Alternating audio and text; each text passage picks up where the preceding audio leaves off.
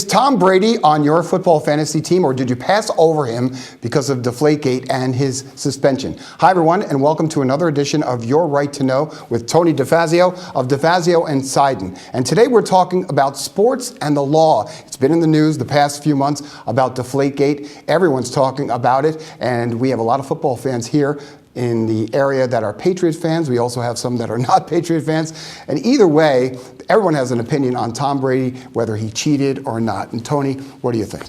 Well, I think, the first thing that you have to look at here is why is the footballs at 12.5 pounds per square inch, or whatever the pressure was. And I think that's important because nobody from the manufacturer to the commissioner to anybody in football has told anybody on TV why it's 12.5 pounds. And I think we have to know that before we start going down the road as to whether somebody cheated or not. Because in many cases, if you buy a soccer ball, you buy a piece of equipment, and there you have to put air into it, there's a manufactured suggested pressure that you're going to use. And the reason for that is because these items, these sports balls and footballs, they've been really heavily engineered. You'd be surprised how much money these companies spend on engineering these. And they want to make sure that those footballs are used in the best possible scenario. They want to make sure that the people who use them perform the best. That's what they want to see. So this may simply be a question of whether or not the manufacturer just said 12.5 pounds, and it may have no effect whether it's 11.5 or 10.5 or less as to whether or not it performs for a particular quarterback. Are there any studies from the National Football League? Did they interview, dozens of quarterbacks over the years and say, at 10.5, you're getting an unfair advantage, we want it at 12.5. No evidence of this has been presented, to my knowledge, to the arbitrator, to the court, or even to the general public. And before I would say whether or not he's a cheater, I want to know whether or not he's actually cheating or not. So how do they come to that conclusion without knowing that information ahead of time? Well, it looks like what they did was Roger Goodell hires Ted Wells and spends millions of dollars on these investigations. I wish I was getting these kind of cases because I would be making a lot of money. Just to go around and interview a couple hundred people about whether a ball is 10.5 or 12.5 pounds. But he does this investigation. He spends league money in the millions of dollars to hire Ted Wells, and then he made the decision that he becomes the arbitrator. Now, in most arbitration cases, either you're working off of a list, like through a company called AAA, American Arbitration Association, or the two parties will agree on an arbitrator. Because they'll say, look, we think this one is more biased for us, this one's more biased for you. Let's pick somebody who we think is independent. That didn't happen here. Roger Goodell decided, I'm going to make the decision.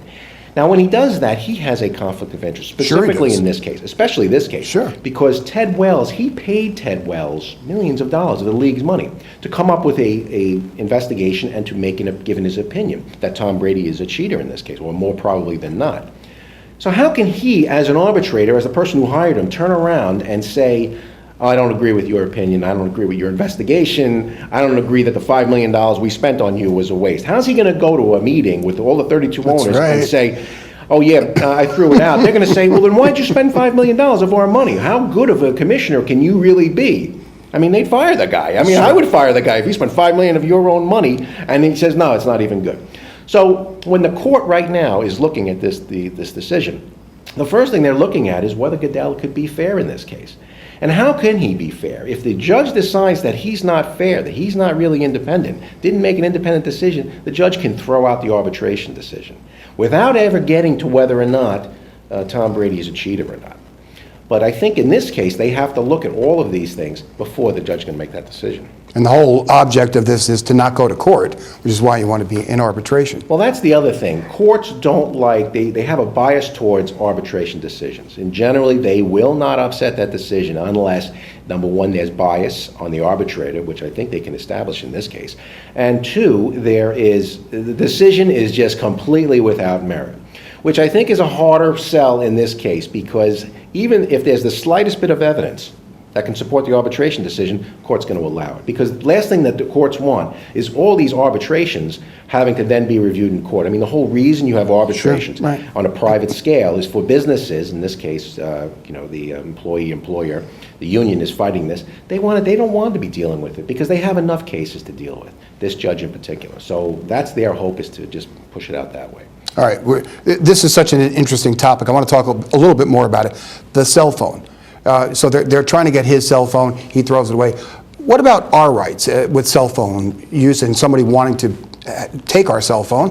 What rights do we have as the public? Well, look, as this is an employer trying to get a private cell phone, and it apparently is not in the collective bargaining agreement that they have the right to get this. Yeah. So that, I think, is a lot to do with this decision, because one of the things that the arbitrator, Roger Goodell, wrote is that because Tom Brady, quote, destroyed his cell phone, that he tried to destroy evidence. Well, the first thing is that's not true, because whether you like it or not, every single thing that's on your cell phone, every call, text, Facebook post, every internet search is saved on the server for your provider somewhere in this country.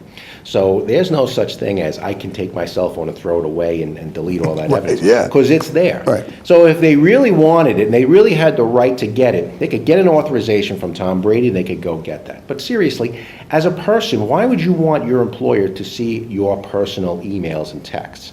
Why would you want your text with your wife or your text with your friends being given to the NFL? And although the NFL has said, and they said this in the report, well, we would protect those. You know, you look at what happened with Ashley Madison, there's no such thing as protection on the internet. Yeah. And then if you're going to hand over your personal information, then you got to be afraid that someday it's going to end up in the front page of the New York Daily News. So an employer doesn't have a right to ask for someone's personal cell phone? No, they don't have a right unless there's some kind of an agreement, or unless it's like a government situation where you are contracted with them. So unless you're doing government business, unless you have that, they have no right to look at your personal cell phone. The police don't have the right to look at your personal cell phone without a warrant. Certainly your employer doesn't. All right, so let's move this forward. And where does this case go and what happens? Well, the judge is doing the right thing. He's trying to push a settlement, and he's basically telling both sides, I'm going to rule against you. This judge does not want to hear this case. I mean, you could tell from the beginning. He is going to do everything he can, dragging these people into court until this gets done.